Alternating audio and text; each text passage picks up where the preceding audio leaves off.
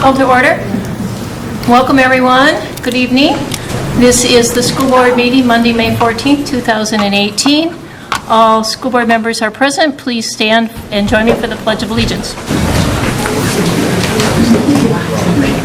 I pledge allegiance to the flag of the United States of America and to the republic for which it stands, one nation, under God, indivisible, with liberty and justice for all.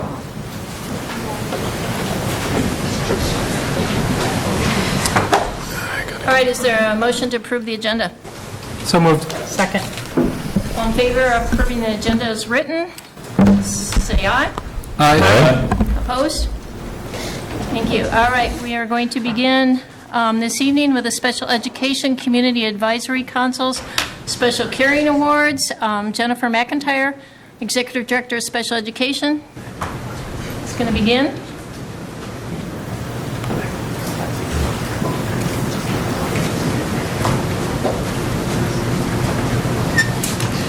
Good evening, Chairperson Steigoff, members of the school board, and Superintendent Fujitaki. Oddly, this is short, and I'm a pretty short person, so we'll move that up. Tonight, I am delighted to have the chairperson of our Special Education Advisory Council, CCAC, we like to fondly call it, here with me tonight. Scott Stevens is with me if you'd like to join me. So I'm delighted to be here to honor 4 of our outstanding award winners for our Special Education Caring Awards. There are 25 award recipients with 94 nominations of students, staff, and parents here in Bloomington Public Schools. We actually had this year a lot of students and some of our parents that were nominated, which was a fantastic part for us to read through all of those nominations. 25 of them received awards. We had an inspiring evening of listening to the stories of the award winners and what each one of them continue to do every day to support our students who receive special education services. This is truly one of my favorite evenings of the entire school year. We have amazing students, families, and staff here in Bloomington.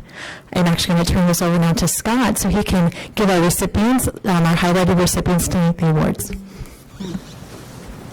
Good evening, school board and superintendent. I just want to reiterate what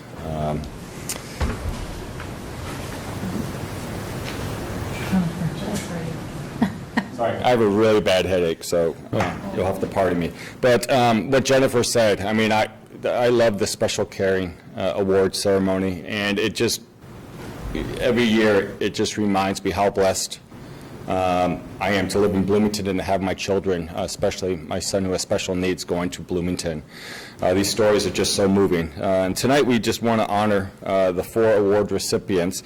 So the first 3 are students from Normandale Hills Elementary. Each one of them has volunteered to read and work with students in one of our special education classrooms with students who are medically fragile. Vivian Moyer and Ann Carr are 4th grade students. Jada Mack is a 5th grade student. They are good friends with all of the students in Dawn Mary's classroom, and they have connected with a few of the students in particular. They have grown this friendship from time spent together in the classroom to finding their way through the halls together to the bus during PE class and checking in on the students in the classroom just to say hello throughout the week. The friend is Mrs. Mary's classroom, but look forward to their visits and the time that they spend together at school. All of the students are excited to see Vivian, Ann, and Jada in class and throughout the school each day. Thank you for the friendships that you have created while at Normandale Hills. Please know that each one of you have made a huge difference in the lives of your friends and their families. The classroom teacher, Dawn Mary, and the principal, Dr. Andy Volmuth, both send their congratulations on receiving this award. They are honored to have all of you as students at Normandale Hills Elementary School. Yes. And then if I'd, would you please come up so you can be recognized?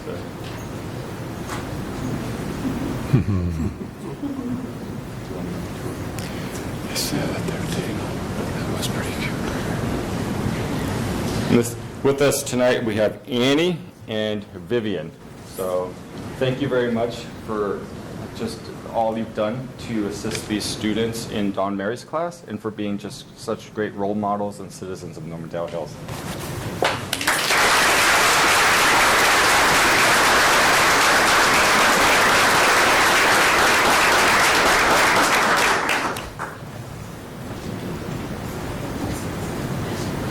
And then the fourth recipient that we would like to honor tonight is Kara Holman. Kara is a first-year teacher with Bloomington Public Schools. She received 4 letters of nomination for the award. Here are just a few statements from her letters. Kara is a selfless individual who puts her students first in every situation. She is constantly thinking of new ways to teach her students and does whatever is necessary to help them learn. She always tries to find ways on how to support and help my son when he was frustrated or unable to express his feelings. Ms. Kara helped and supported us every step of the way and always took time to answer any and all of our questions and concerns. Thank you, Kara, for your dedication to teaching, to your love for students, families, and staff, and most of all, to your creative spirit, which inspires all of us in special education. Thank you very much. Is she here? Yes, Kara. Kara, come on up.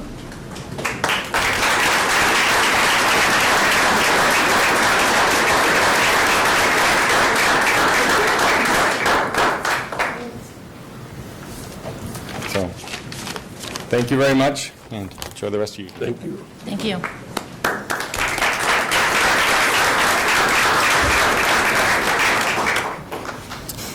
Next item on the agenda is the district food drive for 2018. I'd like to call upon Molly Lewick, PTSA Council President, to come up and speak to us about the food drive and present the We Believe Alliance World Record Food Drive Trophy.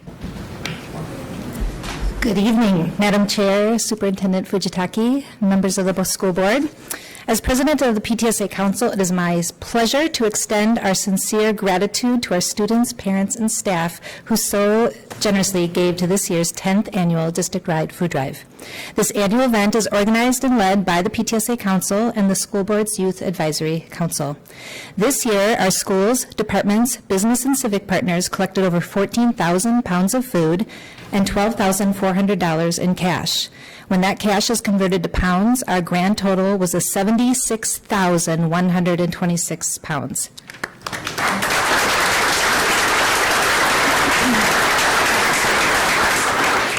We are grateful for the businesses and groups that helped our schools in this year's food drive, including Bloomington Smiles Dentistry, City of Bloomington Police, Fire, and City Staff, CrossFit 952, Gander Outdoors, General Dynamics, Martin Luther Campus, The Nerdery, Nestle Health Science, Olympic Place Office Tower, RGC Gymnastics, Thord Inc., The Toro Company, United Bankers Bank, and Wells Fargo Bank.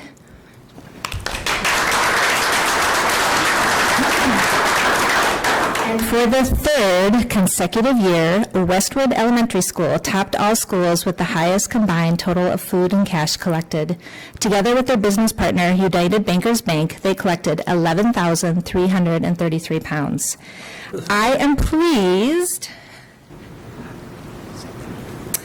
to award the We Believe Alliance's World Record School District-Wide Food Drive Trophy once again to Westwood Principal Hugh Roberts and PTA President Jason Thiel and family. Want to join me?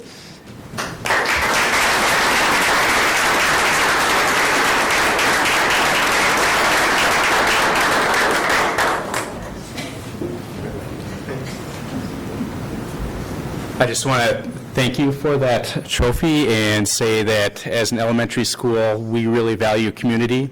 It's a great opportunity for our community at Westwood to give back to the bigger community at Bloomington. I really want to thank Jason. He has been our PTA president and led this drive for a number of years. He may be done, but I'm hoping he will help us come back here next year. So we will see. So thank you.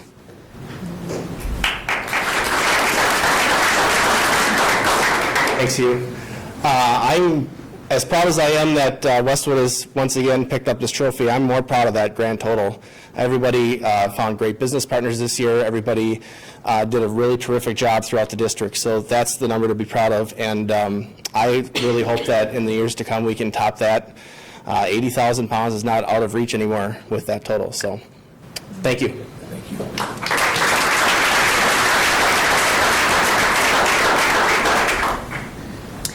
The annual food drive has now collected 238 tons since its inception in 2009. All donations go to help our friends at Bloomington-based Veep. With us tonight is Jill Holter, Associate Director of Marketing and Strategic Partnership with Veep.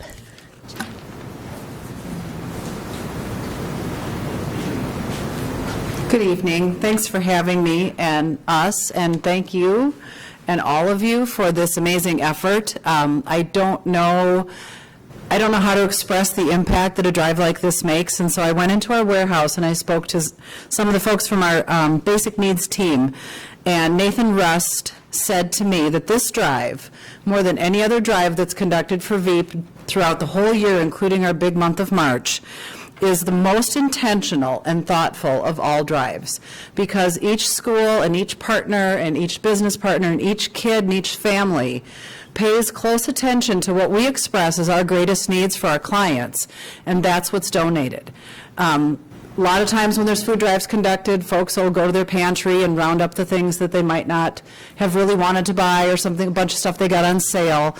And they donate, and we appreciate every donation that we get. But this is such an intentional drive. You guys go out of your way to choose foods that our clients most need. And a lot of our clients are kids. It's kind of amazing to me how those with the least often give the most. And it might not be the most in terms of numbers, but it's the most in terms of impact in their own life. I don't know if you know, but we've recently launched a mobile food pantry, and we're delivering to 2 sites in Bloomington. We are at Southgate Apartments and Dar Al Farouk Mosque, and starting in June, we'll be at Normandale Community College. Our goal is to add sites continually so we can bring fresh food out into the community for people that lack access or the ability to come to us. And the week of the drive that was going on in the schools, at one of our sites, a little boy, elementary school age boy, came on to the mobile pantry. I don't know if he was with his mom or his dad or grandma, but he came on to get food with his family.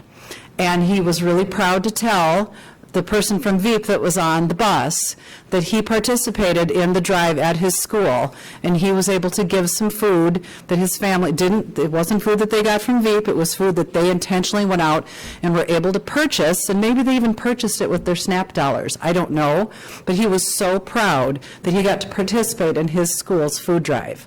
So the inspiration that you have in your schools, the amazing leadership with the parents and the principals, that trickles down to the kids, and there's no greater time to capture passion than when kids are little, and kids that have the least often have the biggest hearts and the most capacity to give.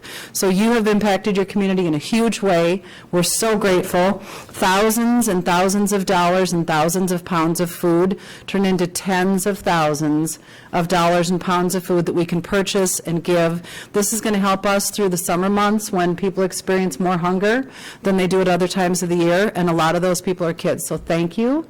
I'm a mom of 6 myself. I'm kind of overwhelmed. Thank you so much for all of your hard work, your encouragement and leadership and partnership. All of us at VEEP are super grateful. So thanks. Congratulations.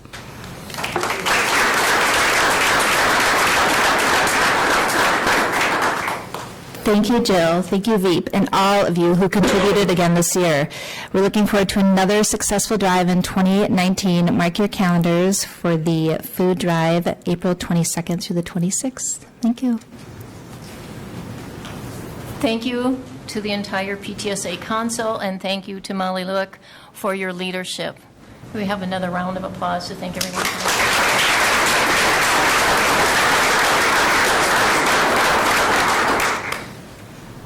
Okay, next up we have the Human Rights Commission Diversity Day highlights and contest winners. I'll call upon Stacy Wells to come up to the podium. She is, I believe, a member of the Human Rights Commission. Good evening, Madam Chair, Superintendent, and board members. We do have a student that participated. Want to come up? All right, I'm going to refer to some notes here. So we are here to talk briefly about the 2018 Diversity Day and Peace Run. This happens annually with the City of Bloomington Human Rights Commission and the Bloomington School District's Office of Educational Equity. They collaborate to offer this Diversity Day event in Bloomington. We also receive support from the Bloomington Police Department, Communications Division, Bloomington Police Multicultural Advisory Committee, Bloomington League of Women Voters, Richfield Bloomington Credit Union, Bloomington Education Foundation, Jefferson and Kennedy, PTSAs, and Alina Health. So the events this year took place Friday, May 4th at Kennedy High School and Jefferson High School. And then, of course, the finish line was at the Bloomington Civic Plaza, where there were some events afterwards. Hundreds of students participated. It was a beautiful day.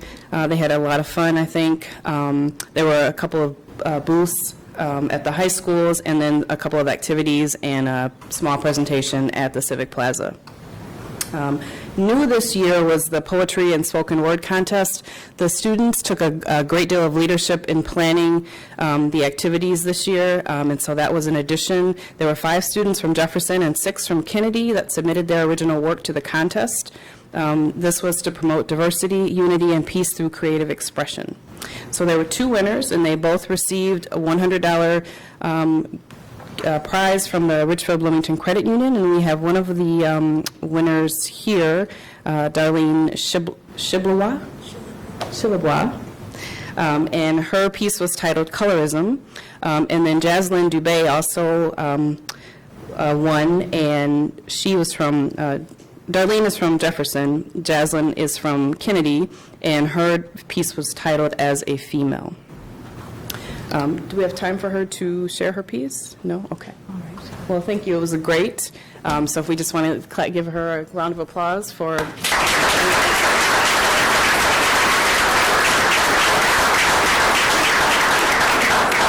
Looking forward to the event next year. Thank you.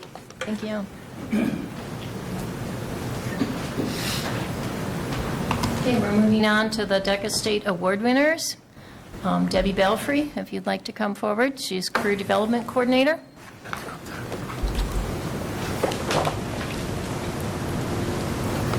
Good evening, Board Chair, Superintendent, and Board members. Tonight we have our DECA State competition winners, and I'm going to turn it immediately over to their advisor and business teacher at Jefferson High School, Eric Ressler, to introduce the students.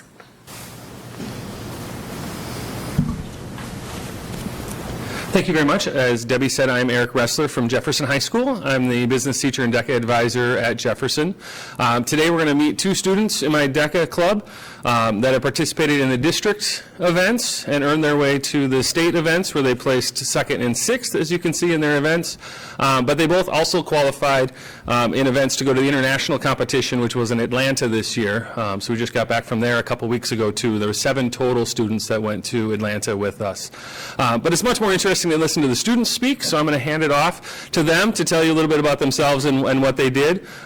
Sophie Haddad got 6th place in the sales demonstration soft lines, and Charlie Mackey got 2nd place in state at the business finance series. And I think Charlie is going to go first, so I'll hand it off to Charlie, and then he can hand it off to Sophie. So thanks for having me here. It's an honor to be recognized. So I participated in business finance. I got 2nd place at the state.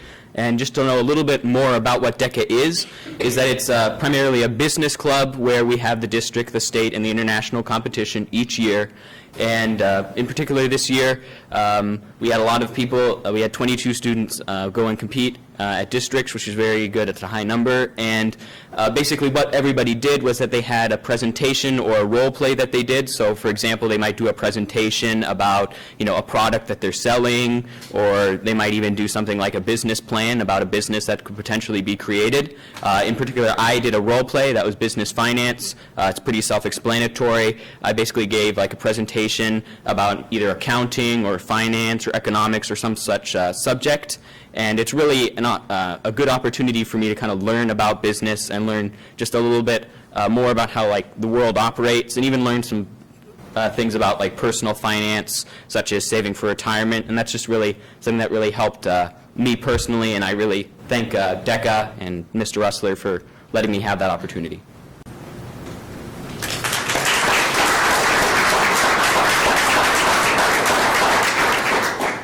So I'm also in DECA, and I made it to state my freshman year, and I'm now a sophomore at Jefferson High School, and being recognized is truly an honor. I participated in the sales demonstration, and it's just where you take a product and you talk about it and talk about the benefits in front of judges, and you try to sell it to them. And DECA is a great opportunity for me to learn networking skills, and I've met so many people from the board already at the Future Leaders Conference, and it's given me so many opportunities to learn some real-world skills.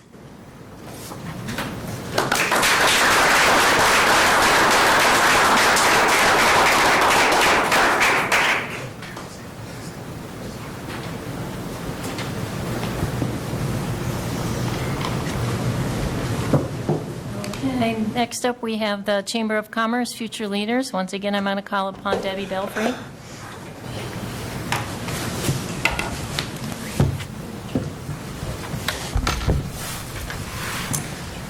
Good evening again.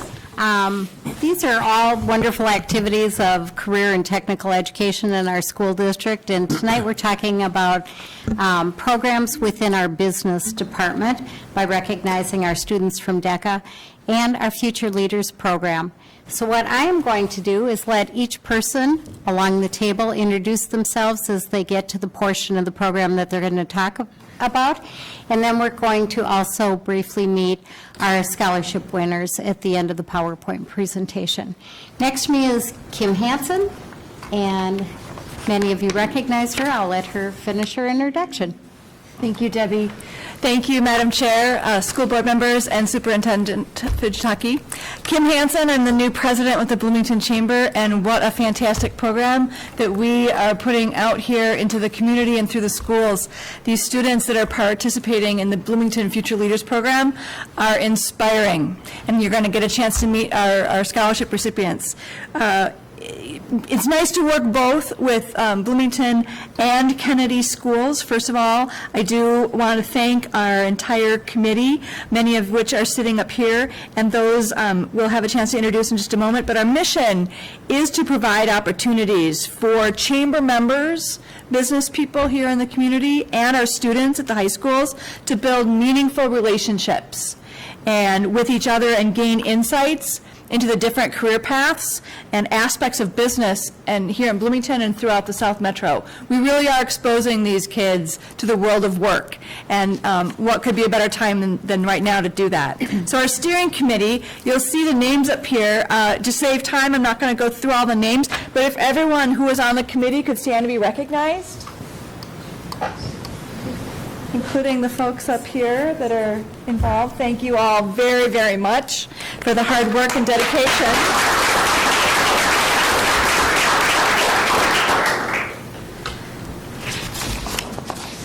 And we can't do this without the generous sponsorship, support, and investment, true investment from our member businesses. Mall of America, Centerpoint Energy, the Bloomington Public Schools, Hilton Minneapolis Bloomington, and the Holiday Inn. Let's give them a round of applause, please. Some fast facts. The Bloomington Future Leaders, over this last year, over 200 students were served. 39 businesses were involved in mentoring and volunteering at those conferences and the mock interviews. 15 repeat volunteers, so we're doing something right. 125 hours of staff time. Anna Stinson here, who really runs this program, does a fantastic job bringing me up to speed on everything. 330 hours of steering committee time. These people right here volunteering a lot of time and heart and devotion to these kids' futures. $18,000 in scholarships and donations over the years, and this year we were able to give away $7,500 to the students, some of which are represented here tonight. So I'm going to hand this over here to Eric, and he can talk about the ins and outs at the school. All right. Well, good evening again. I'm Eric Ressler, the business teacher at Jefferson High School. We created the Bloomington Future Leaders program quite a few years ago now, and intentionally have kind of tied it to the internship program at Jefferson and Kennedy. But we also, open it up to more than just those students when there's room, and we bring in other business students and other students that we think would value from it. We try to intentionally do, one event each month throughout the school year about. And we kick off in the fall, where the Bloomington Chamber of Commerce comes into the classroom and kind of talks about what the chamber is, what the Bloomington Future Leaders is, and gives them a big introduction to it. Then in October, we have our fall conference, where Stevie Ray comes and talks to the students about about networking and just kind of how to present themselves and how to talk and how to introduce themselves. And it's a fantastic day where the kids are very active and getting lots of information out of it. In November and December, we had family college planning sessions happening. I think both of them was one at Kennedy and one at Jefferson, or was it both at Kennedy? Yeah, they were both at Kennedy in the evenings to help teach families how to get through financial aid and those sorts of things. In January, we have Jefferson's Career Day. And Kennedy's Career Day was about a week before ours. I guess both of them were in February this year, where we bring in lots of guest speakers. I know Jefferson had 36 guest speakers, and Kennedy was pretty similar to that number. I don't know what their exact number was. But lots of those speakers were from the Chamber of Commerce and the Bloomington community as well, to help students learn what different careers are out there. We had a session in our classroom where the Chamber of Commerce comes in and talks to students about how to apply for scholarships, not just how to apply for the Future Leader Scholarship, but in general, how to look for scholarships and how to apply for scholarships as well.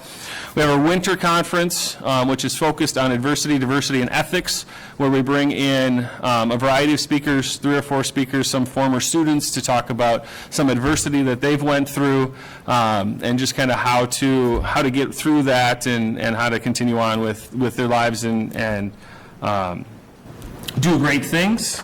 And then the last couple things in the spring, we awarded the scholarships, which you'll see those students tonight. And just last week, on Thursday, we did our mock interviews where we had 10 volunteers from the community come in and basically do job interviews with the students and get them, a little bit nervous and figure out what these job interviews are for, because there's not a lot of, at this age, they don't go through a lot of job interviews. I know one student came up to me before, she's like, I've only done one job interview, and all they said was, when can you start?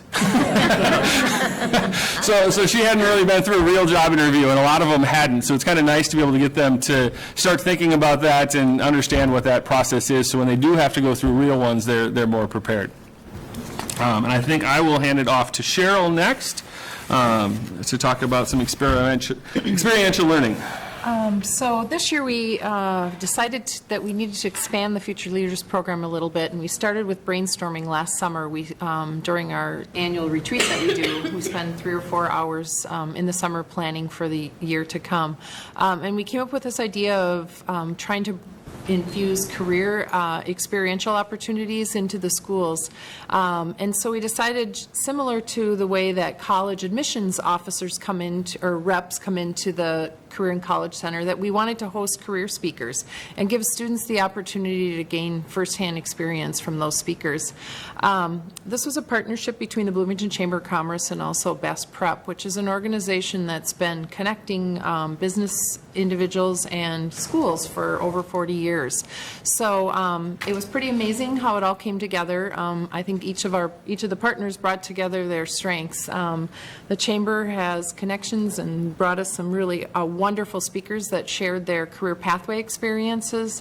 Best Prep has a lot of experience preparing volunteers to work with students, and so they were able to provide our speakers with kind of some guidelines on what was important for students to hear and learn about, which really created a more consistent experience for the students.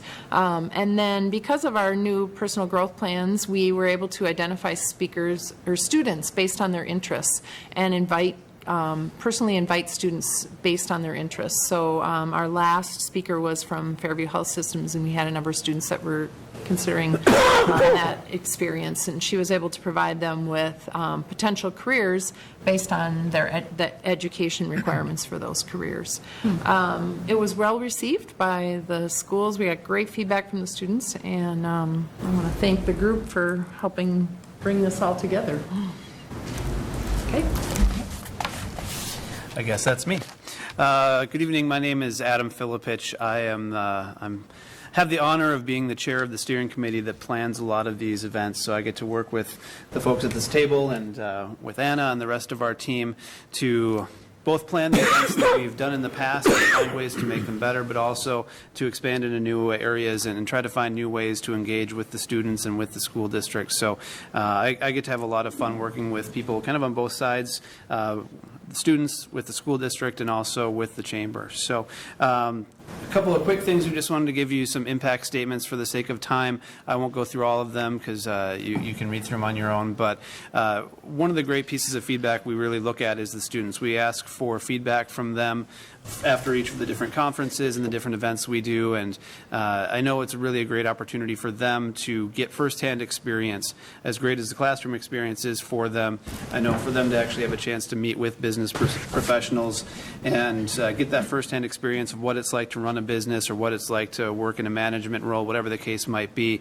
I know that's really valuable to them. So I'm going to skip forward a little bit here. One of the other things that we do is gather feedback from our different volunteers, and so we always like to get feedback from them as far as what their experience has been, and that also has been very positive.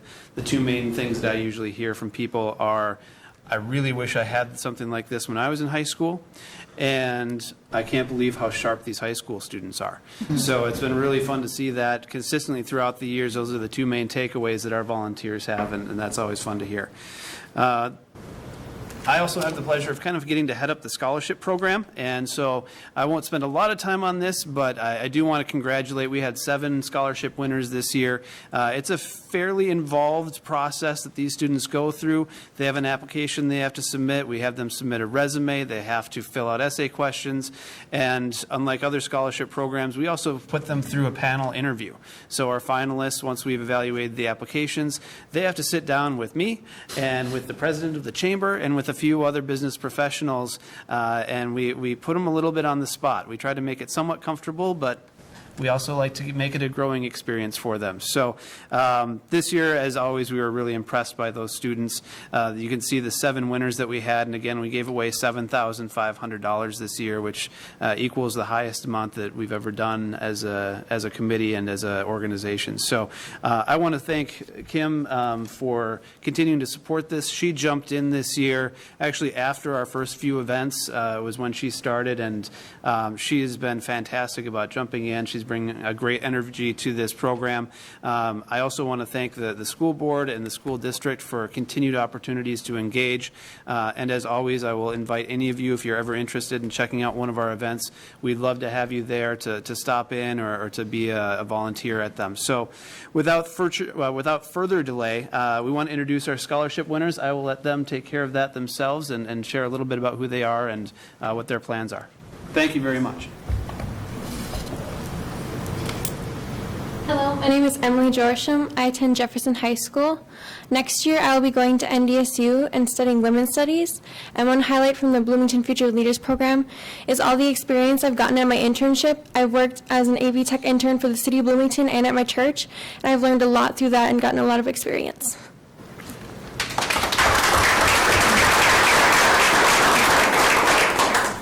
Hello, I'm Jasmine Jackson, and I go to Jefferson High School. And next year, I plan on attending Carnegie Mellon University to study architecture. One of my biggest takeaways that I had was at the Bloomington Future Leaders Conference of Diversity and Adversity.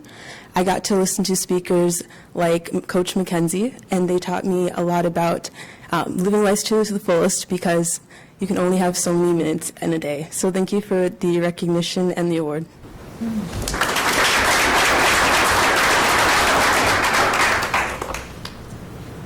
Hello. Thank you for having me here today. I'm Jenna Becker. I'm a senior at Jefferson High School.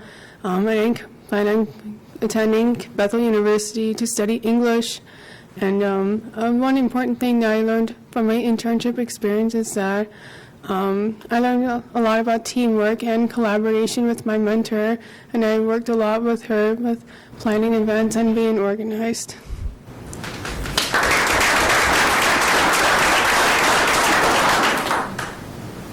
Hi, my name is Max Leung. I'm a senior at Jefferson High School. I'll be attending Yale University next year. One important takeaway I've taken away from the business program and the internship program at Jefferson is how important it is to be prepared, organized, and to kind of aim out what you plan to achieve. And if you do that, you'll be able to accomplish many things that you set your focus towards. So I'd like to take the time to thank you guys for taking the time to interview me, and thank you for the award too. Thank you.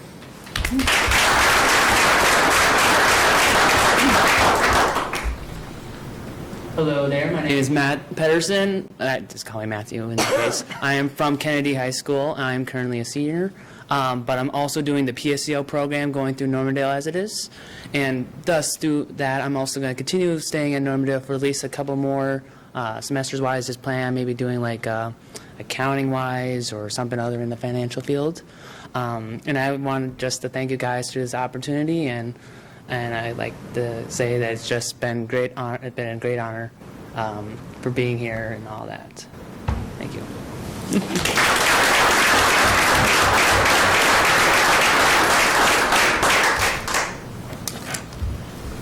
Thank you again Thank very much you. for your time. Thank you.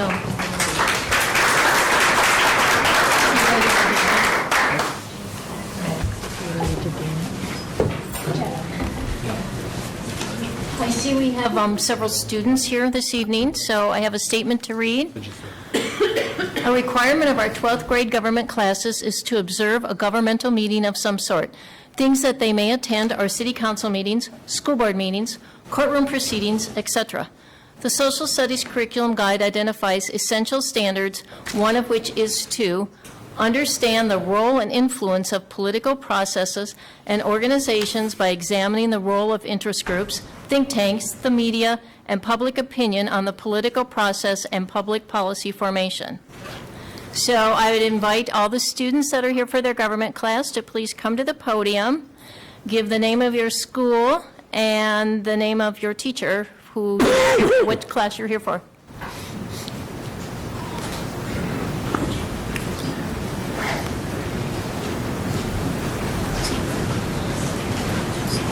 My name is Owen Hoffman. I go to Jefferson High School, and my government teacher is Mr. Storleen.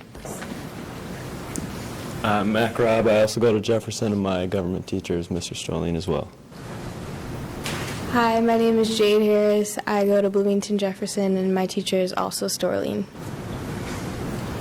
I'm Skylar Harms. I also go to Jefferson, and my teacher is also Mr. Storleen. I'm Sydney Dunham. I go to Jefferson High School, and my teacher is Daniel Storleen. I am Chris Seymour. I go to Jefferson High School, and my teacher is Mr. Storleen. Hi, I'm Nick Cullen Hayes. I go to Jefferson High School, and my government teacher isn't Mr. Storleen. It's Ms. Dahl Weiland. I'm Samantha Moline. I go to Bloomington Jefferson, and my teacher is Daniel Storleen. Hi, I'm April Larson. I go to Jefferson High School, and my teacher is Mrs. Dahl Weiland. I'm Kira. I go to Jefferson, and I have Storleen too. Hi, I'm Ezekiel, and I go to Jefferson. My teacher is Mr. Storleen. Hi, my name is Benjamin Marshaw, and I have Mr. Carlson. All right, thank you, everyone. At the close of the session, or after 1 hour, whichever is shorter, you can ask for a signature on the agenda. If you don't have an agenda, they're over there on the side where you're sitting if you haven't picked one up yet. You can ask for a signature from any of the administrative cabinet members, and those are the people sitting across here along the backyard. Or back wall, did I say? I'm sorry, back wall. Or the backyard. All right, thank you. All right, is there anyone else that would like to address the board on an item that is not on the agenda?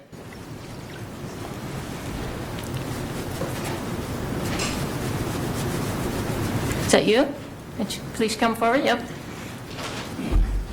I just have a quick statement and then... It's just quick statement. Excuse me, just one second, okay? I just want to make sure that, to make it clear, the board does not engage in conversation during the recognition of the public. So we'll have your turn to speak, but we won't engage in conversation. And will you please state your name? Thank you.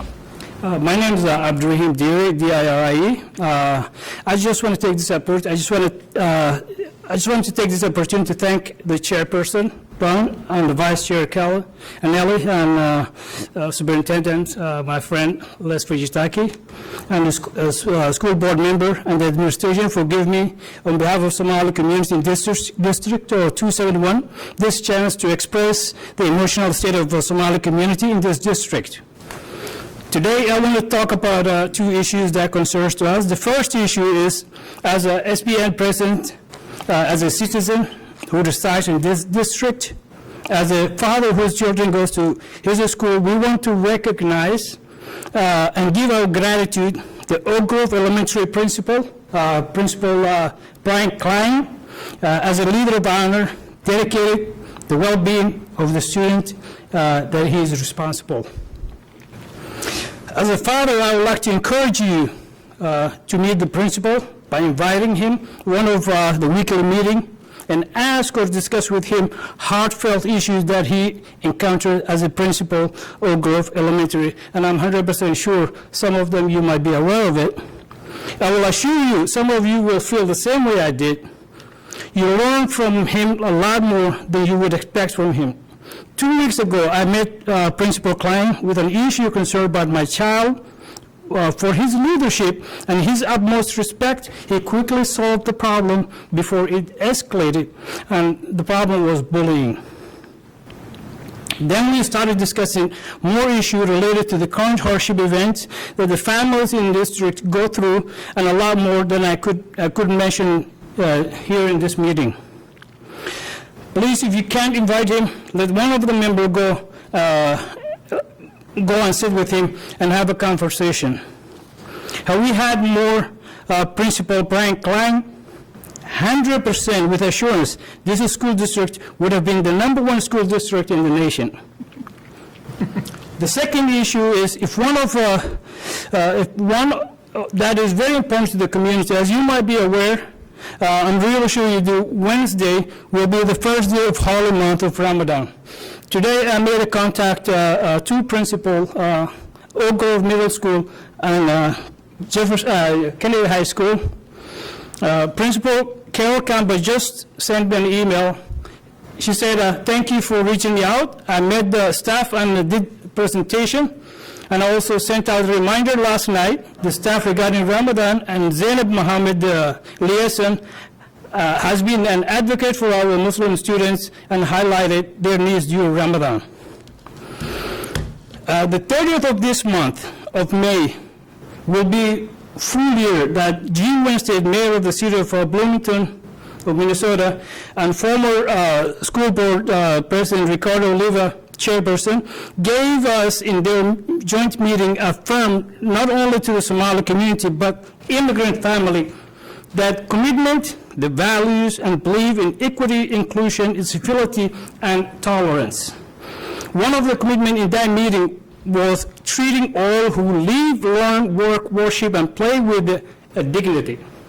We as a Somali who reside in this district will never, ever ask a special favor or treatment from the rest of the citizens in Bloomington.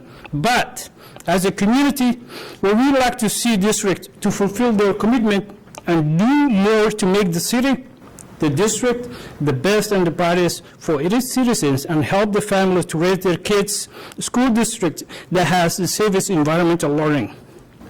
Today, as a Somali Parent Network president, we would like to know why the school board superintendent, which I have the assurance that he will, and the staff and membership are not being informed to the middle school and high school principals about the whole month of Ramadan.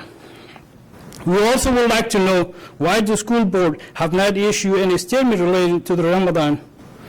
To my conclusion, I again on behalf of the community would like to thank you for your cooperation. We have done a lot, and together we have a lot more issues to solve. There's a saying in Somali language, you cannot wash your face only using one finger. Together we can do a lot. Please let's work together. Thank you. Thank you.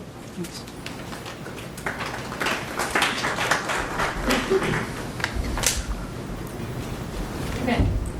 Moving on to Part A. Is there a motion? Didn't we have it? I'm sorry. Someone question over there? Okay. Is there a motion to approve Part A of the agenda? Second. All right. All in favor of approving Part A of the agenda, signify by saying aye. Aye. And opposed? All right. And that brings us to Part B, Minnesota State High School League Cooperative Sponsorships for Jefferson and Kennedy. Mr. Eric Melby. Madam Chair, I'll go ahead and read this. Be resolved that the School Board of Independent School District 271 approves cooperative sponsorship for Jefferson and Kennedy programs beginning with the 2018-2019 school year in physically impaired adaptive athletics, dance, boys wrestling, girls badminton, cognitively impaired athletics, alpine, Nordic, girls hockey, girls golf, girls gymnastics, speech, debate. Second. Chair Steigoff, Superintendent Fujitaki, members of the board, thanks for the opportunity to come and talk a little bit about this tonight. The State High School League, as you all know, over the time allows teams to co-op based on numbers of students able or wanting to participate. We typically bring these to you when they're due, and some sports have them due every year, and some sports didn't have them due every year, or some activities didn't have them due every year, but there were some rule changes at the State High School League which are requiring us to bring all of them in bulk, as you see, to you in one shot here this year for approval. And then after that, I don't think we will have to unless the rules change again, which they might, but we may not be back for co-op sports for a while unless the State High School League changes the rules again. I have Matt Hansen here with me tonight, the activities director from Kennedy, in case there was a question that I couldn't answer, which is highly likely in this arena. So we recommend approval, and I'll answer any questions you might have.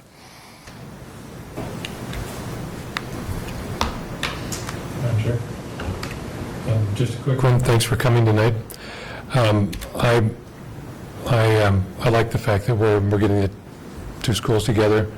It helps a lot of students have an opportunity that perhaps they wouldn't otherwise if numbers are low.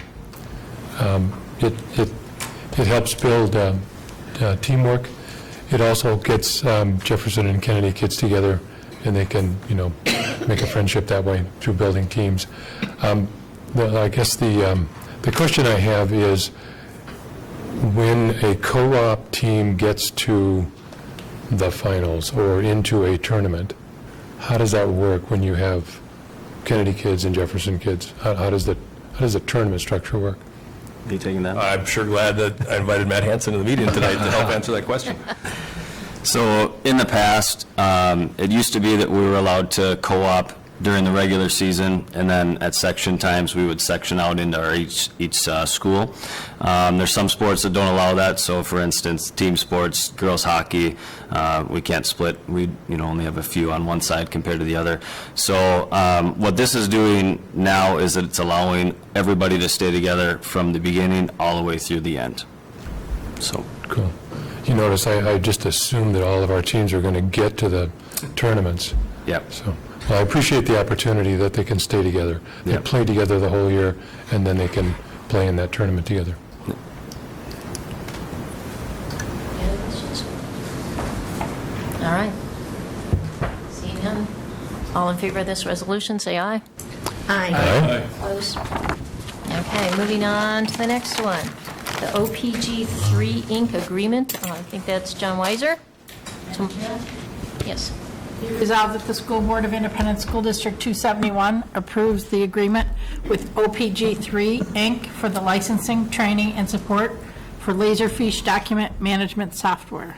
Second.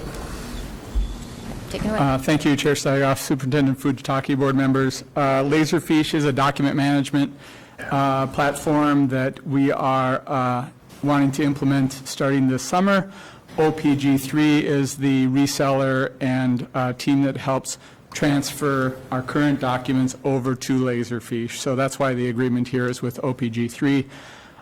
Primarily here we're talking about all of our past transcripts and lots of student information. So, student records from 1972 graduates, for instance. This is our long-term storage for those records. Used a lot by our registrar primarily. Laserfiche can do a lot of other things, but that's our primary use.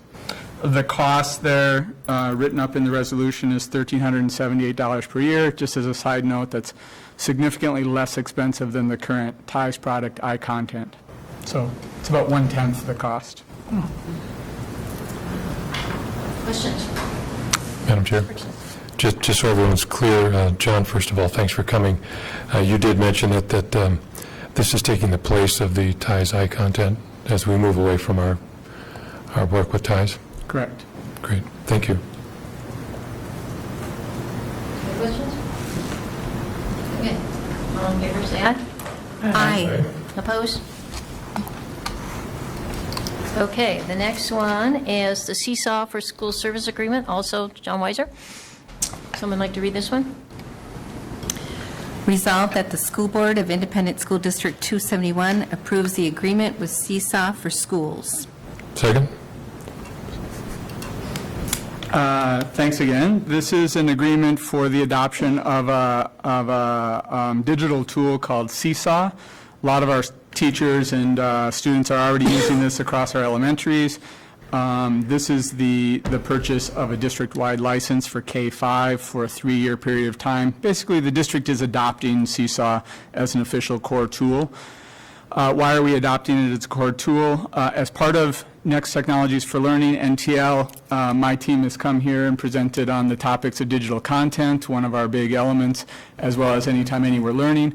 Seesaw is one of those tools that does that for the K-5 environment. An example might be a student who makes some piece of work that they're proud of can take a picture of that piece of work on an iPad. That picture can be shared out with their parents, so parents get a little better glimpse, a little more engagement in the classroom. Over time, those exemplary works that a student chooses to collect turn into a portfolio, another core function of what we're trying to do here as part of NTL. And then on top of that, there are teacher activities teachers can create that students can interact with via Seesaw that fit into the realm of formative data, gathering immediate data on student progress as students try to meet standards. So we're pretty excited about it. We had over 300 of our elementary teachers already using the tool. Either they had bought their own license or they were using a free trial. They were bumping up against some of the limits of the free version of the tool. So this will give some added features, allow teachers to share activities, some reassurance that the tool will be around for a long period of time. So we're pretty excited about it, and so are our elementary folks. Questions? Okay, all in favor, aye? Aye. Opposed? Okay, we're moving on to the 2018 School District Census Population Certification for Community Education Levy. Tamara, see.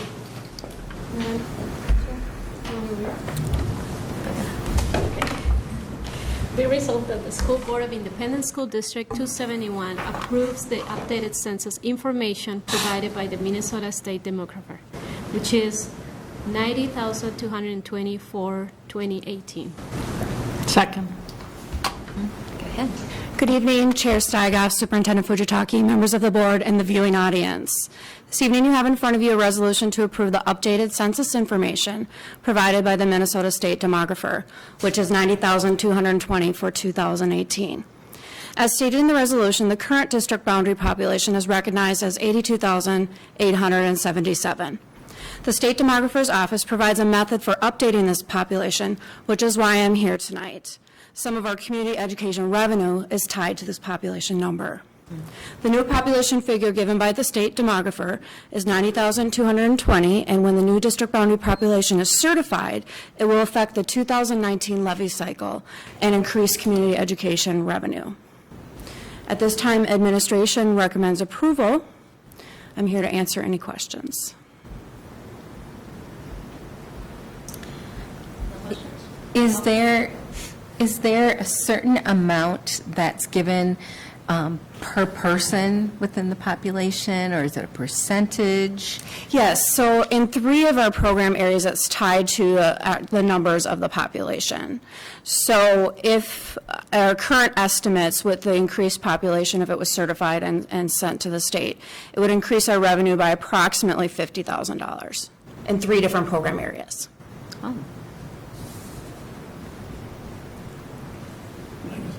And how often does the state demographer do an analysis or update? Well, they do some yearly estimations, so if your population goes down, you don't want to get recertified annually, but when your population is increasing, this is the method, and it helps our entire community by being able to do it in between the census. So our current number is recognized at 82,000-ish, so how old is that number? I believe that is from the 2010 census, but I'm not 100% sure, so if you, I can check on that. That's what it's, I think that's Okay. what the number I see on signs driving Yeah. around, so that's when, clear on that. It seems kind of odd that we would do this when we're doing another census in 2 years. It's kind of weird that, But it's, so we can get ahead of the levy cycle because it's a year delay. So once we saw that that had jumped up and we were looking at that last year, it was trying to figure out, okay, how do we do this certification? So just trying to get a jump on it. okay, well, good work. Any other questions? Okay, all in favor, say aye. Aye. Opposed? All right, thank you. Thank you. Okay, next up, we have the Insurance Committee report. Mary Burrows?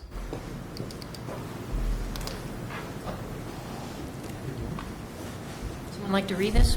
Madam Chair? Go ahead. Be resolved, the School Board of Independent School District 271 approves the vendors and rates for district group insurance for the 12-month period from July 1, 2018 to June 30, 2019, per the attached memo. One is preferred one third-party administrator for self-funded health insurance. Two, preferred one insurance company, reinsurance for self-funded health insurance. Three is Fairview Employee Assistance Program. Four is Health Equity Health Savings Account Provider. Five is Delta Dental, third-party administrator for self-funded dental insurance. Six is VOA Long-Term Disability Insurance. Seven, VOA Life Insurance. 8, One Digital Benefits Consultant. 9 is Plan Source Benefits Consultant, One Digital Administrative Services. 10 is VOA Critical Care Insurance Program. 11 is Voluntary Programs. Further be it resolved, the School Board of Independent School District 271, per its organization meeting of January 8, 2018, authorizes the superintendent or his designee to execute documents with the authorized budget as appropriate to the daily operations of the school district.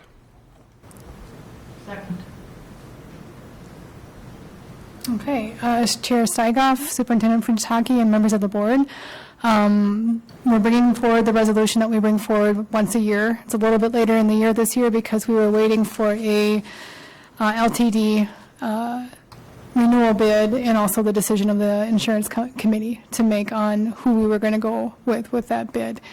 The only things that I will point out, since most of our renewals were flat, there were no increases to discuss except for a few. So I'll go over those briefly. Other than that, it was flat renewal. So our preferred one insurance group, our PIC, our stop loss, did increase to the max of 25%.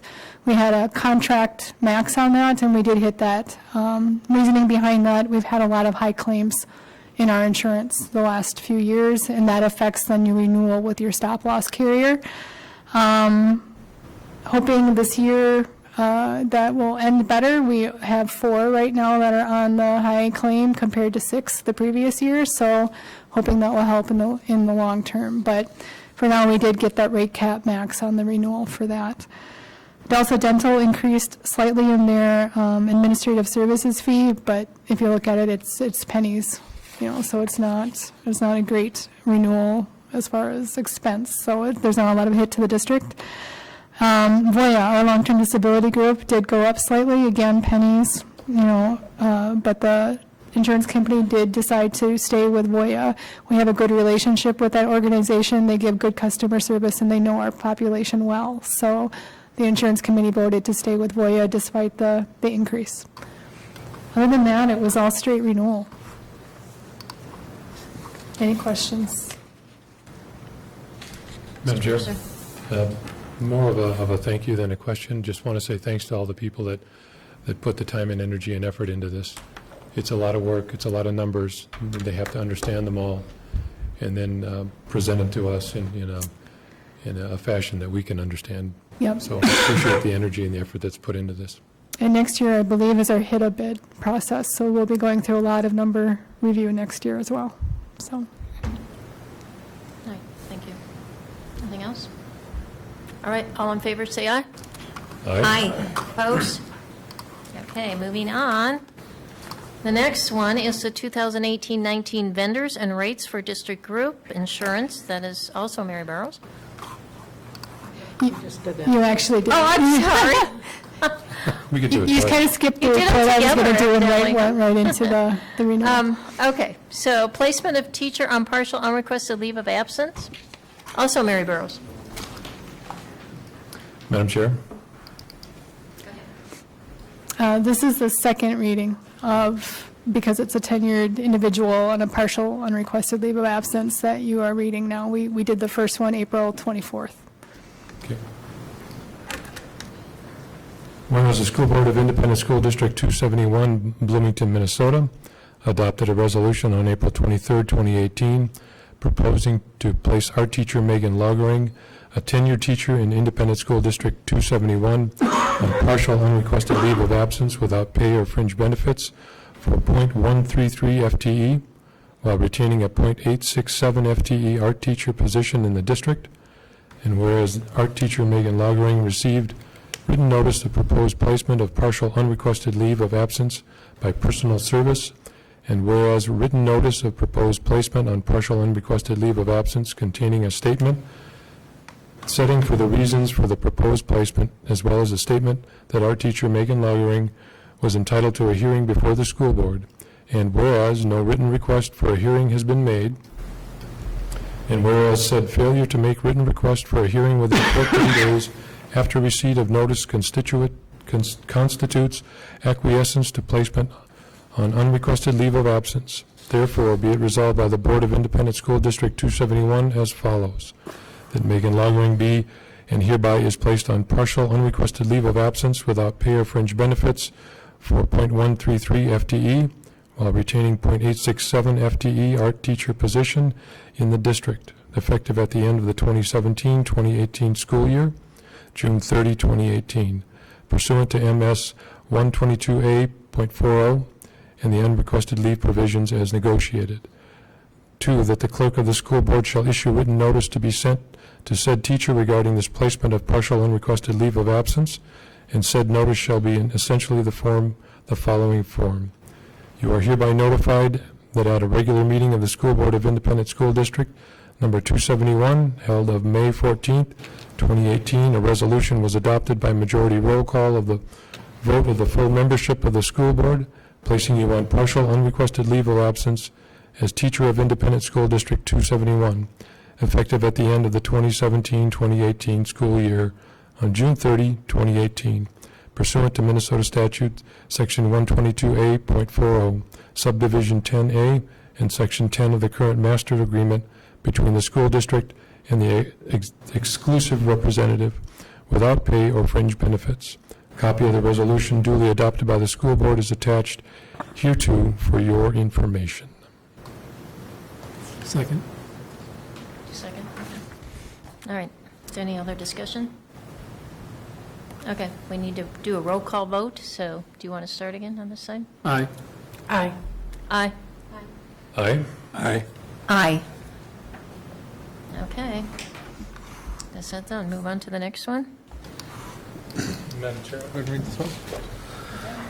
Okay, this is the resolution related to the non-renewal of a teaching contract of a probationary teacher. Be it resolved by the School Board of Independent School District 271 pursuant to Minnesota Statute 122A.40 that the teaching contract of Channing Smith, a probationary teacher in Independent School District 271, is hereby terminated at the close of the current 2017-2018 school year, June 30th, 2018, and is not renewed for the 2018-2019 school year. And be it resolved further that the clerk of the school board shall issue written notice to said teacher regarding non-renewal of the teacher's contract as provided by law, and that said notice shall be subsequently the following form, or notice of termination. You are hereby notified that at a regular meeting of the School Board of Independent School District number 271, held May 14, 2018, a resolution was adopted by the majority roll call vote giving action that your teaching contract will not be renewed effective at the end of the school year, June 30th, 2018, and is not renewed for the 2018-19 school year. Said action of the board is taken pursuant to Minnesota Statute 122A.40. You may officially request that the school board give its reason for a non-renewal of your teaching contract. However, such request must be received within 10 days after the receipt of this notice. Second. Discussion? Okay, we also need a roll call vote for this one, so we're going to start on this end of the table. Aye. Aye. Aye. Aye. Aye. Aye. Thank you. Okay. Moving on to authorization for 2018-2019 general capital projects levy and community service fund early expenditures. Good evening. Be it resolved that the School Board of Independent School District 271 authorizes administration to begin purchasing items needed for the 2018-19 school year. These purchases will not exceed 5% of the 2017-18 general capital projects levy and community services budgets. Okay, go ahead. Good evening, Chair Steigoff, Superintendent Fujitaki, and board members. I am Jennifer Hazel. With me is Kim Agate. We are representing the business office tonight in the absence of Rod Zivkovich. We are here to request authorization for early expenditures from next fiscal year, 2018-19, general capital projects levy and community service funds. This is an annual request to spend from the upcoming school year's budgets for necessary supplies and materials which require a lead time for ordering and processing. The expenditures will not exceed 5% of the current year 2017-18 budgets. Examples of spending are computers, textbooks, curriculum materials, products needed for technology and construction. Those are just some examples. Any questions for us? Madam Chair? Go ahead. Just quickly, we don't normally see your faces at the table. And it's nice to see you, and thanks for coming tonight. Thanks for filling in for Rod. Thank you very much. It's nice to be here. Anybody else have a question or anything? Okay, thank you. All right. Thank you. All in favor, say aye. Aye. Aye. Opposed? Okay, next up, we have the Community Center Stakeholder Working Group representatives. So would someone like to read this resolution? Madam Chairman? Resolved that the School Board of Independent School District 271 accepts the City of Bloomington's invitation to representatives to serve on the Community Center Stakeholder Working Group. Assigns school board members Maureen Bartolotta and Richard Bergstrom and Superintendent Les Fujitake as representatives. Charges the school district's representatives to support the development of a new community center and ensure that the best interests of the school district, students, and school community are served by the new community center. Second. All right. Any discussion, anyone? Okay, all in favor, say aye. Aye. Opposed? Okay. The next is the Bloomington Public Schools Advocacy Council's new member. Would someone like to read this? Madam Chair. Be it resolved that the School Board of Independent School District 271 approves Becky Lechner as a member of the Bloomington Public Schools Advocacy Council. Second? I don't think there's any questions on this. I don't know who she is. Can someone give us a little information about her? Go ahead. I just remember her from the referendum committee that we just had. She was, no, she, Communications chair. communications, there we go. Okay. So if you remember going to those She's meetings. parent of the district, very well involved in just about everything that we do. Okay. She still has children in the district? Okay. Great. And she came, just to explain a little bit what we do there, she came to visit a meeting first, and then the group decides if they would like them to join, and they also decide if it's a good fit for them, the members, so we let everybody come to visit one first. Oh, sure. Okay. Okay? All right. She's So- also a member of the PTSA Council. I think so. Yeah. Okay, so all in favor, say aye. Aye. Opposed? Okay. All right. And the next thing we have is legislative priorities for 2018. We have an amendment for them. Wanna read it? Sure, I can go.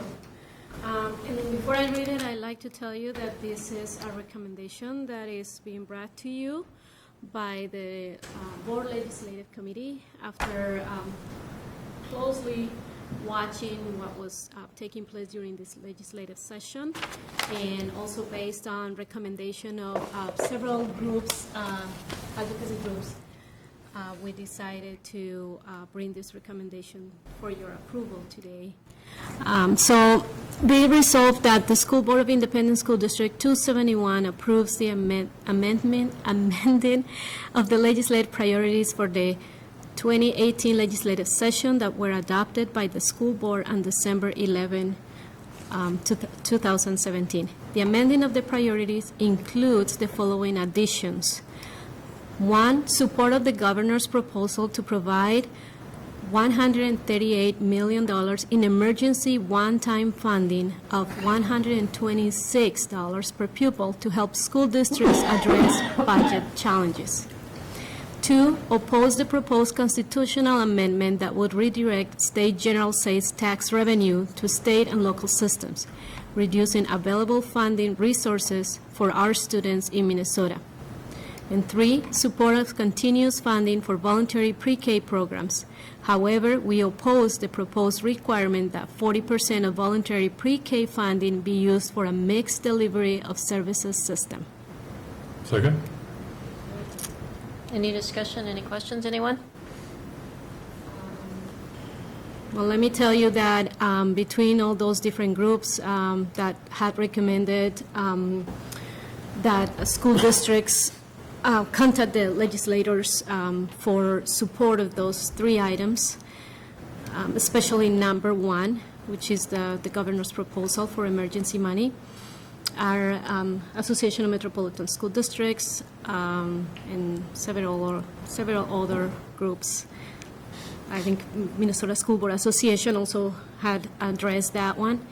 And then for number 3, for item number 3, you had received some information from Superintendent last week, if you remember.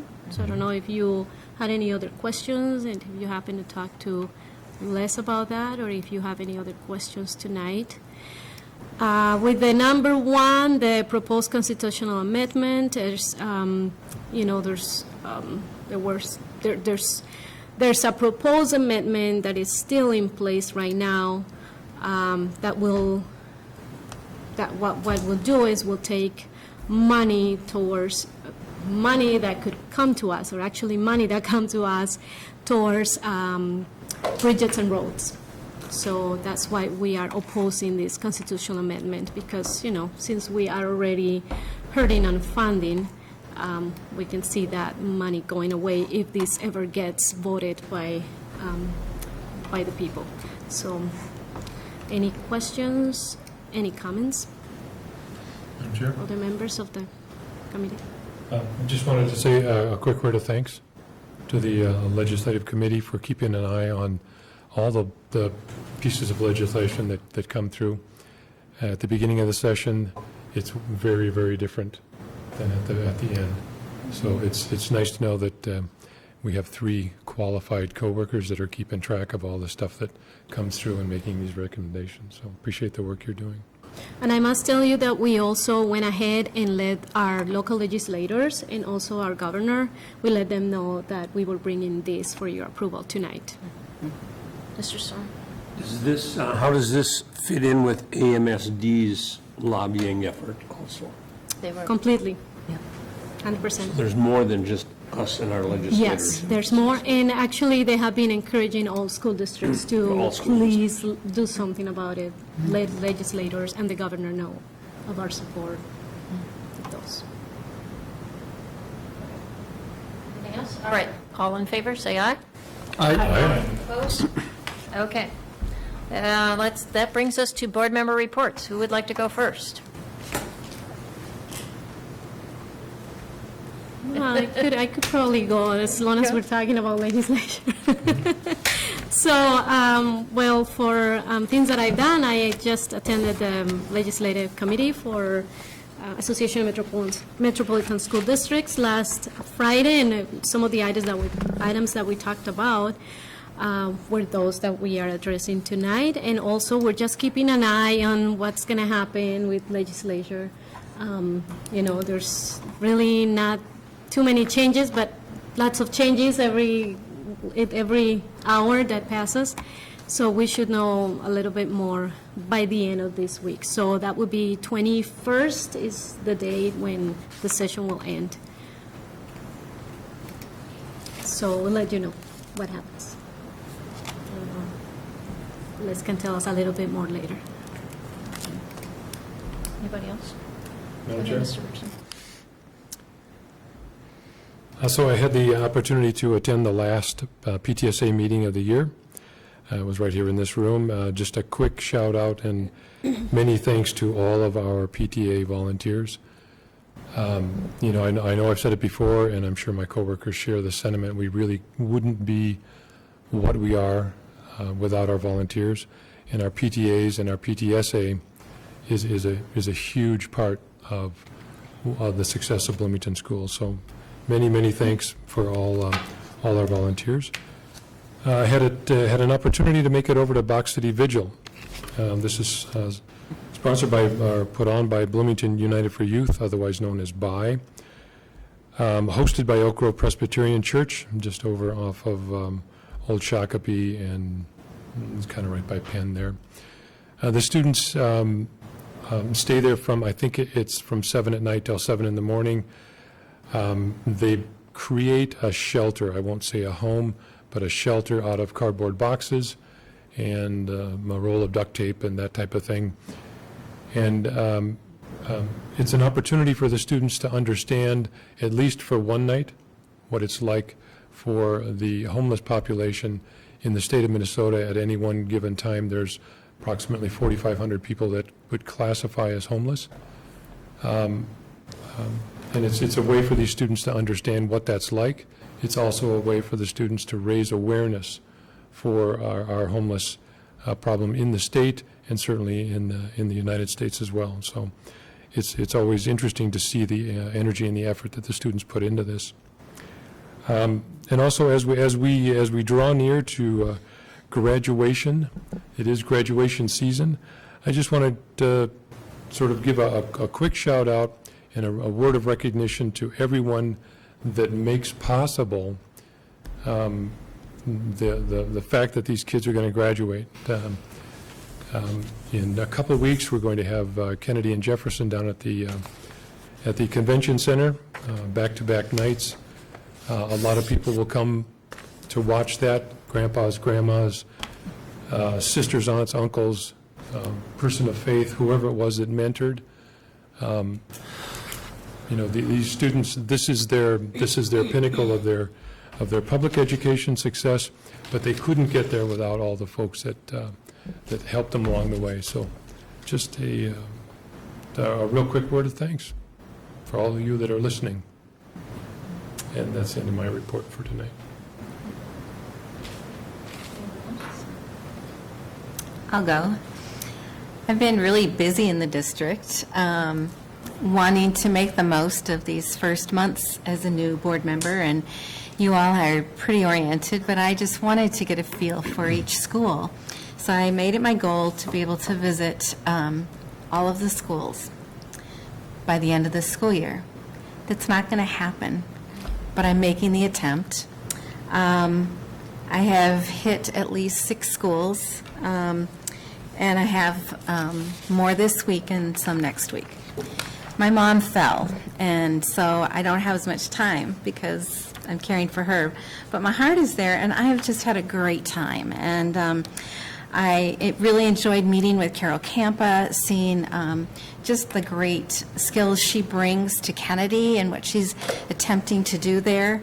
I also was being able to go to the Kennedy Community Alliance Appreciation and, you know, just really seeing what they're doing there to help those kids. And I like the den that they've made that gives the kids a place to hang out, especially those kids that might not have a place. And creating a sense of safety and community and providing even snacks after school is great. And then also meeting some of the people at that Community Alliance Appreciation, just to see the variety of people, from people who knit to people who quilt to people who, you know, donate funds through their organizations. And they were just sharing how many of these students get to participate because of the donations made by our community, you know, alliances and members. So that was great. I spent some time at Jefferson. I visited 5 different classes, had lunch with some students, ended up having lunch with our thespians, and met the leads in the plays for Hello Dolly, and went to Hello Dolly and was so impressed. And the orchestra was awesome, you know, band, whatever you want to call them, as well as our vocalists, the dancing. Just Laura Schmidt's done a great job, and her daughter Gabby was part of it, and her other daughter came up from Iowa and helped with the choreography. And I've known them for quite a long time, so it's just really fun to see that continual investment that they make and how we benefit as a community because of those giftings. Also volunteered at the Washburn Carnival, and you and I also volunteered at the Westwood, and had an enjoyable time connecting with some families. And I also spent time visiting Normandale Hills, which was fun because that's where my kids went and seen some of the changes there, and you know, still seeing some of the teachers that are there and doing a great job. Also visited Ridgeview, went to 6 classes there, and found that a teacher in both my sons had is now teaching there in their Elements program. And I wasn't familiar with Elements, and so I asked the students, you know, what do you like about Elements?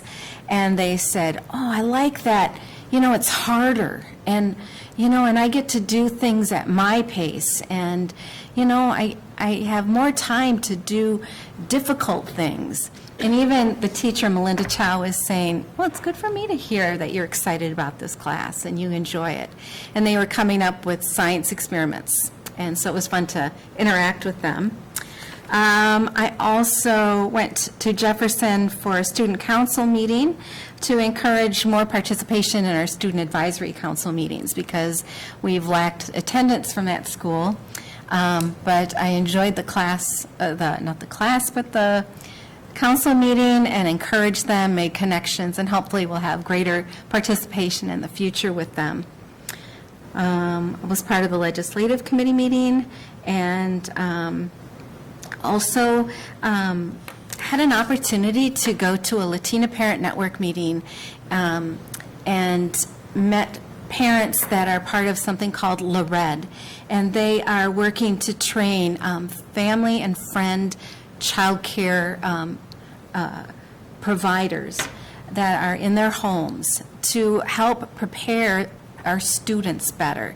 They found there was a gap with the family and friends network of child care providers, that they didn't really know how to get these kids ready for kindergarten. And also that nutritionally, that they were struggling and weren't being cared for as well. And I know that that's one of the things that we want to work on, and is preparing these kids from that community to really excel. So I was very encouraged by what I found in that group, and they want to work with us more, and so it'd be fun to see what we can do. So, thank you. All right, anyone else over here? No? Okay. I have just a couple things. The Community Engagement Committee met.